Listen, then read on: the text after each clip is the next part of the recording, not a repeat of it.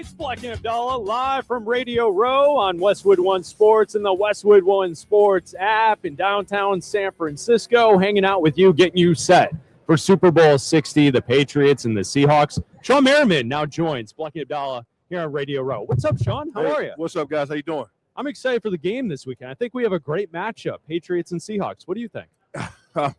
Well, great matchup as far as who's going to actually win, or like what's going to be like. Well, I mean, like for all the lead up and for what we're doing all week and talking about, there's a lot of juicy storylines. I was going to say that. Yeah. There's a lot of storylines coming out of this one, and Mike Vrabel, somebody who I played against for a long time, and him going back to his franchise, get a chance to go to there's a lot of cool stories. I don't think the story ending is going to be cool, but I think there's a lot of cool stories at least lead up. What's impressed you most about the Seahawks defense this season? Just how they can get after you up front. I mean, these guys flying around, and a lot of times you look, they're not scheming you or doing a lot of exotic things. They can beat you with their four-man front up front. They can get after you with that front seven and relieve a lot of pressure on the secondary. But, man, it's just – I think that's from the head coach and just his mentality kind of trickling down, right? I play for great offensive coaches with offensive mind. I played for great defensive-minded coaches like Marty Schottenheimer. Yeah. And you can tell, man, it trickles down into that locker room on the importance of defense.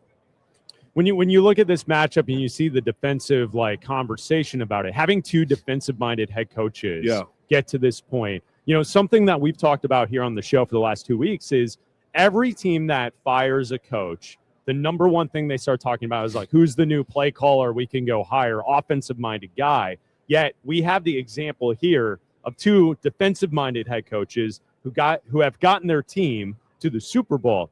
Are other teams overlooking great defensive coordinators who are out there who should be leading teams right now in the NFL? I think so, and I think that you're going to start seeing a lot of changes in really the coaching hiring, and now you're going to see the Jesse mentors. You're going to start seeing these young up-and-coming defensive-minded coaches because, mind you, you get an offensive coordinator who can scheme everything up. You look great anyway.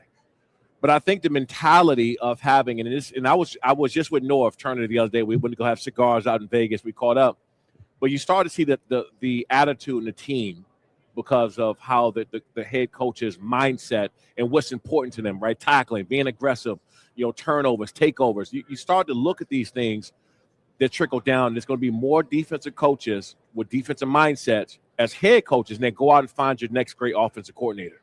When you look at a guy like Sam Darnold, who had a lot of giveaways during the regular season, but didn't turn the ball over, had a great game in the NFC Championship game. If you're a coach like Mike Vrabel, how are you going to attack him in the Super Bowl? How are you going to go after him? You got to hit him. If you look at Sam Darnold, when he gets hit and when he's pressured, his accuracy goes way down. His being able to complete a pass goes way down. You got to hit him. Even if you don't get a sack on him, you got to stay in his face because his numbers drop drastically. Now, that being said, they're great at play action, right? So you start getting after them and pressuring them up front, and they starting to run the ball well, and then they hit you with a play action. That's when those deep balls happen downfield. So if you're Mike Vrabel, you got to be a little careful in this game and how aggressive you are, especially early on, because you don't want to get worn down and start hitting with those big plays and playing from behind because you play from behind these guys, you're not getting back in front. I don't want to take a shot at Drake May in that offense. Yeah. But they're not the type of offense that if they get down by a couple touchdowns, they can just jump right back in the mix. Okay, when you were playing, your secondary, the guys that were behind you,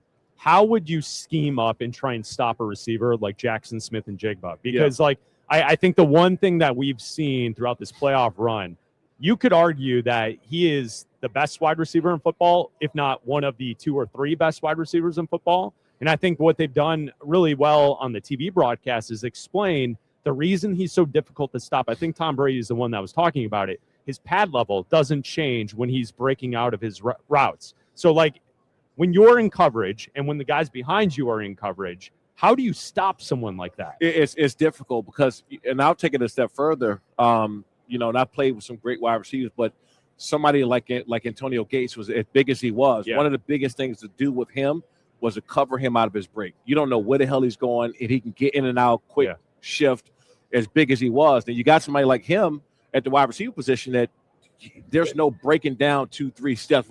He's dropping, and he's off. Right. And normally with guys like that, you have to press them up close, try to get them to beat you deep, and hopefully that the pass rush gets to the quarterback before they can throw a perfect deep ball.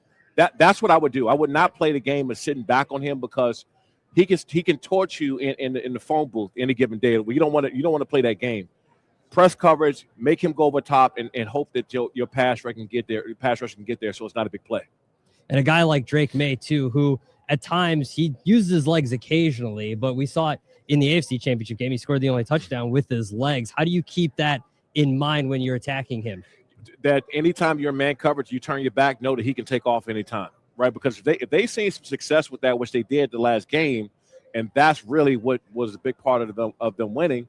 Now as a defensive coach coming in this game, anytime we're in man coverage, we turn our back. We need somebody. If he starts hitting us with using his legs, we got to stop this immediately because I think that's going to be the game plan with Vrabel.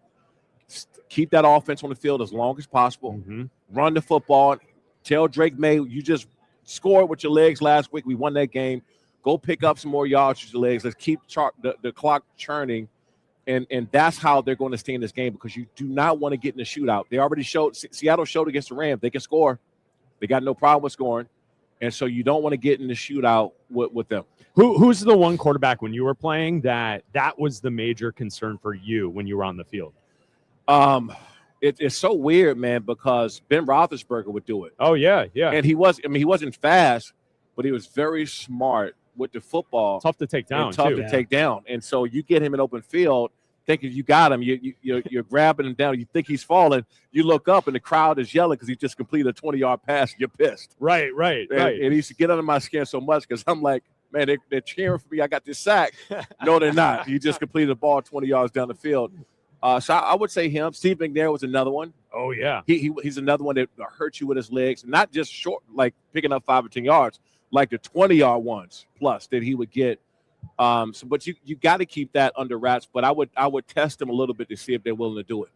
What if you see a guy in the NFC like Caleb Williams who can just escape everything and then makes those crazy passes? Well, the good and bad thing about facing guys like that is that they can do it, but every play is not going to be miraculous. Yeah. So you got to think those scrambles are going to be turned into 12-yard losses. Some of those is going to be big negative plays. You can live with that because you rather somebody try to be Superman to beat you than somebody extremely disciplined. They know when to get rid of the ball. They're not taking unwarranted sacks. I don't like to play against those guys. I like the ones that want to make the big play down the field because I know I can get a sack that way. Right. They hold on to the ball a little longer, and it gives you a chance. A storyline with New England throughout the playoffs, left tackle Will Campbell has struggled. If you're on the other side and you see that, what are you thinking as a pass rusher? How do you maximize that opportunity, and how do you take advantage of a young player in the biggest game of his life? Vrabel is no fool. He's been there. When guys are struggling, when they need help. So I can't see a tight end not staying in to hit a pass rusher on the way out. A running back chipping off the edge before he gets out into his route late. Some kind of bunch coverage or motion to cover that up. You do everything you can, especially in the game of this magnitude, to disguise or hide your biggest weaknesses. And that is why that's the only reason why I'm giving New England a chance to win this game, because Vrabel has been there. And when guys are struggling with your weak points, they can fix them in games like this. So when you have a quarterback like Sam Darnold, like Drake May, who's taken 5 sacks a game in the playoffs, and he's taken a ton of sacks so far this season. If he's your quarterback, how do you explain to him, hey, we need to change this, and we need to change this fast in 2 weeks? This is the biggest game of the year. How do you coach that out of him in just 2 weeks? You let him know that 5 sacks ain't going to get you a win this game. Not the game this magnitude. And you don't want to go in there and tell him to play safe, because one thing you don't, and Vrabel said this during this press conference, it's just another game we got to win. Yeah. And that was the mentality in New England when he was there. This is just another game we got to go out and win. We got to go out and scheme, be disciplined, do all these little things to help us go out and win. Now we got to start doing something different because it's the Super Bowl. We got here by these things. Now, Vrabel got to let him know, like, you're not going to take 5 sacks. We're not winning this game with 5 sacks because they can score. They can put points on the board.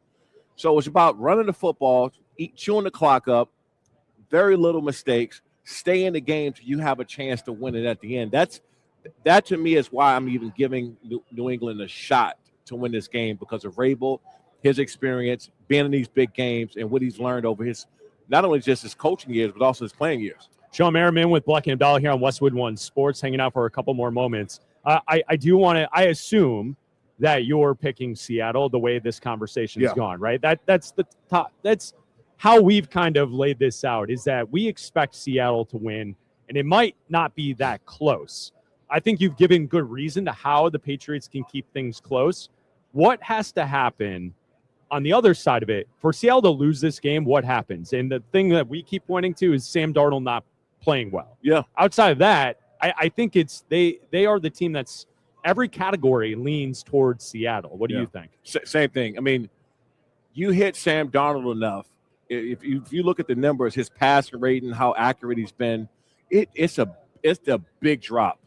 You know, when he's play action, he's clean. He's like top 4 or 5 passer in the NFL. Yeah. When he gets hit, he's like at the bottom 4.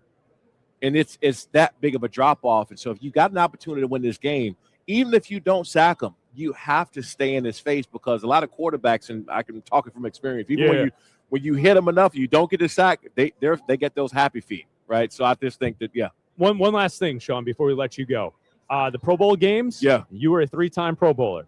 What do you think of the kind of joke that it's become where you have Shedeur Sanders in there? Justin Fields was asked to be a participant, and he said no. Like, what do you make of this? You celebrate your career, the fact that you were a 3-time Pro Bowler is awesome, right? Like, it means something. Doesn't mean anything anymore. It doesn't. And, I said this earlier, and I didn't want to make it about Shedeur itself. It's just a process in general. I mean, guys are being asked, regular guys, Justin Fields, come on. I mean, I'm not, and it's not a shot at them. It's just that there's no prestige anymore. There's no want to. There's no honor of being one of the best in the world. Thank you, Shawne. We appreciate it. You got it. Thanks, Shawne Merriman hanging out with Bleck Abdalla here on Westwood One Sports and the Westwood One Sports app. We'll be back with more live from Radio Row in San Francisco.